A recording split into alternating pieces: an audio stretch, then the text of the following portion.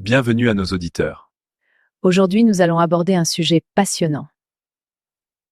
Allez, commençons tout de suite. Avant de commencer, merci de soutenir notre chaîne, likez et abonnez-vous. Depuis des siècles, un enseignement transmis à Jésus est resté caché, un rituel si puissant qu'il était réservé aux initiés esséniens. Une huile sacrée. Une onction capable d'élever la vibration de l'âme et d'éloigner les forces obscures que les anciens appelaient archontes. Aujourd'hui, nous allons redécouvrir ce secret. L'huile d'onction enseignée à Jésus par les Esséniens. Le secret essénien de l'huile d'onction, le bouclier spirituel de Jésus. L'huile sacrée interdite. La véritable huile de protection spirituelle transmise à Jésus. Le rituel essénien qui repoussait les forces sombres. Les Esséniens et l'huile sacrée, le mystère enfin dévoilé. Comment Jésus utilisait l'huile d'onction, essénienne pour guérir et protéger?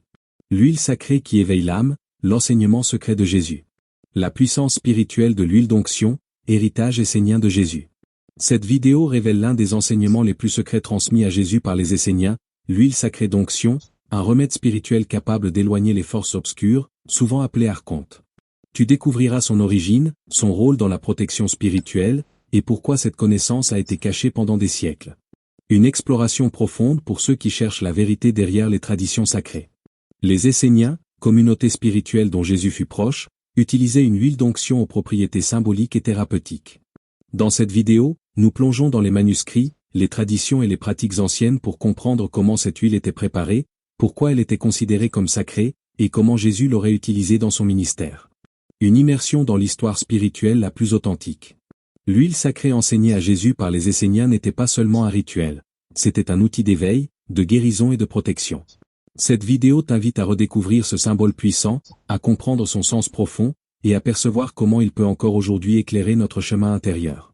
Un voyage au cœur de la sagesse essénienne et de la lumière christique. Jésus révèle l'huile sacrée qui éloigne les archontes. Depuis des siècles, un enseignement transmis à Jésus est resté caché, un rituel si puissant qu'il était réservé aux initiés esséniens. Une huile sacrée. Une onction capable d'élever la vibration de l'âme, et d'éloigner les forces obscures que les anciens appelaient archontes. Aujourd'hui, nous allons redécouvrir ce secret. Qui étaient vraiment les Esséniens? Les Esséniens formaient une communauté retirée, vivant dans la pureté, la prière et la connaissance intérieure. Ils étaient les gardiens d'un savoir ancien. L'art de la guérison, la maîtrise de l'énergie, et l'usage sacré des huiles d'onction. Jésus a grandi à proximité de leur enseignement. Certains manuscrits suggèrent même qu'il a été formé parmi eux. Pour les Esséniens, l'huile d'onction n'était pas un simple rituel religieux. C'était un outil énergétique. Un moyen d'ouvrir la conscience, de purifier l'aura, et de se protéger des influences hostiles. Ils enseignaient que certaines forces, les archontes cherchaient à détourner l'être humain de sa lumière intérieure. L'huile sacrée servait alors de barrière vibratoire, un sceau de lumière. Jésus n'utilisait pas l'huile uniquement pour bénir. Il l'utilisait pour guérir, apaiser, libérer et protéger. L'onction était un acte spirituel profond. Une transmission de lumière, une activation de l'âme, un rappel de la présence divine. Les Esséniens associaient chaque plante à une vibration. L'huile sacrée représentait la clarté, la protection, la connexion au divin. Ce n'était pas une recette matérielle, mais un rituel énergétique. L'essentiel était l'intention, la prière, la pureté du cœur. Ce que Jésus a reçu des Esséniens n'était pas un secret réservé à quelques élus. C'était un appel. Rappelle-toi que la lumière est en toi. Protège ton âme. Élève ta vibration. L'huile sacrée n'était qu'un symbole. Le véritable pouvoir, c'est la conscience. Allez, passons à la suite avec une petite vidéo explicative et reste jusqu'au bout de cette vidéo pour avoir le protocole d'huile d'onction que les Esséniens ont enseigné à Jésus. Imaginez un instant qu'il ait existé une pratique, un outil concret que les premiers chrétiens utilisaient pour leur bien-être spirituel. Une pratique qui était presque totalement oubliée. Et pourtant, cette connaissance ancienne, elle détient des clés vraiment surprenantes pour notre époque. Alors ensemble, on va explorer ce savoir qui refait surface. La question de départ, c'est celle-ci. Est-ce qu'il y avait un secret, une méthode particulière que les disciples de Jésus employaient pour se protéger d'influences invisibles, et même pour guérir? Eh bien, les textes les plus anciens semblent dire que oui. Et ce secret, il tiendrait dans une simple fiole d'huile. Vous voyez cette phrase de l'évangile de Marc, ce n'est pas juste une anecdote. Ça décrit une action, un geste direct, un outil tangible qui donnait de vrais résultats. Ce n'était pas qu'un symbole, non. C'était une pratique enseignée, répétée avec une certaine précision et qui visiblement apportait la guérison. Alors, pour bien comprendre cette pratique, il faut remonter le temps, bien avant Bethléem en fait. Il faut aller dans le désert de Judée. Là-bas, on trouve des communautés qui avaient une connaissance très très profonde du corps humain et de son énergie. Et parmi eux, il y avait les Esséniens, dont les enseignements ont beaucoup influencé Jésus. Pour eux, l'onction, c'était une nécessité, une routine quotidienne. Ils appelaient ça « sceller les portes ». C'était une préparation spirituelle essentielle, une façon de protéger leur corps, leur énergie, avant même de commencer la journée. D'accord. Mais se protéger de quoi, au juste?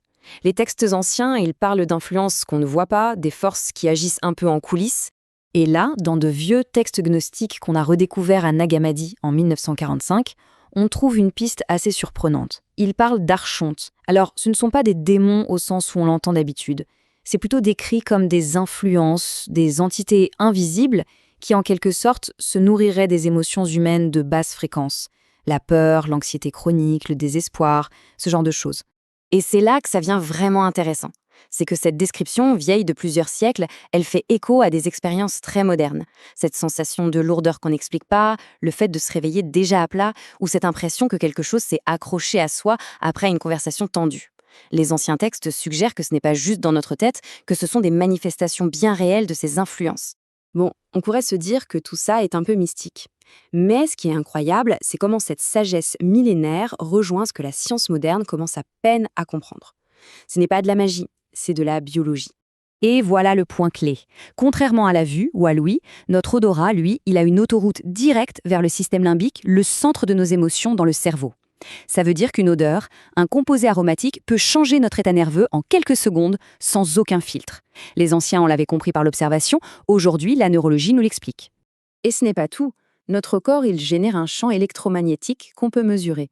Des recherches, notamment celles de l'Institut HeartMath, ont montré que celui du cœur est de loin le plus puissant. Et quand on est calme, centré, ce champ devient cohérent, stable. Il agit comme un véritable bouclier naturel, un bouclier bioélectrique contre les interférences extérieures. Alors, comment on met tout ça en pratique, concrètement? Eh bien, les enseignements anciens nous ont laissé un protocole précis, super accessible. C'est un protocole en 3 temps, très simple en réalité. D'abord, on prépare le mélange. Ensuite, on l'applique sur des points bien spécifiques du corps.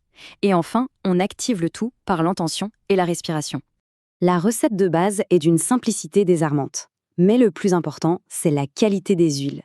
La myrrhe et l'encens pur, ils contiennent des composés qui ont des effets bien documentés sur le système nerveux. Ils calment, ils réduisent l'anxiété. Ce sont vraiment les 2 piliers de cette huile sacrée.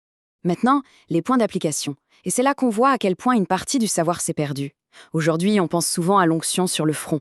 Mais le protocole ancien, lui, il décrit un circuit énergétique complet, en 6 points. De la base du crâne qui gère le stress, au sternum juste au-dessus du cœur, jusqu'à la plante des pieds qui nous ancre à la terre. C'est un circuit complet. L'huile, c'est le déclencheur. Mais c'est la respiration qui est le moteur. Ce rythme-là, il n'est pas choisi au hasard. Il fait basculer notre système nerveux du mode stress au mode détente. Et c'est dans cet état de calme physiologique que notre champ bioélectrique devient le plus fort, le plus résistant aux fréquences de stress qui nous entourent. Et l'étape finale, c'est une déclaration d'intention. Attention, ce n'est pas une prière à une force extérieure. C'est une affirmation de sa propre souveraineté. Une déclaration intérieure qu'on ancre dans la sensation de calme et de force que la pratique vient juste de créer. Et les résultats alors? Parce qu'une pratique comme ça, si elle a traversé les âges, c'est bien qu'elle produisait des effets concrets, des effets observables. Les témoignages sur une pratique régulière, disons sur un mois, suivent souvent une courbe très claire. Au début, une sensation de légèreté, surtout le soir. Puis, une amélioration de la clarté mentale, des rêves plus nets. Et au bout d'un mois, un vrai changement sur le niveau d'anxiété de fond. Donc, le point crucial à retenir, c'est vraiment ça. Les effets ne sont pas surnaturels. Ils sont le résultat d'un système nerveux qui retrouve son équilibre, son état de fonctionnement optimal, sa cohérence naturelle. C'est un outil d'autorégulation incroyablement puissant. Et tout ça, ça nous amène à une dernière question. Une pratique aussi simple, aussi efficace, basée sur notre propre biologie, qui redonne à chacun le pouvoir de maintenir son équilibre, pourquoi est-ce qu'une connaissance pareille a été mise de côté, au point qu'on l'ait presque oubliée? La question, elle, reste ouverte.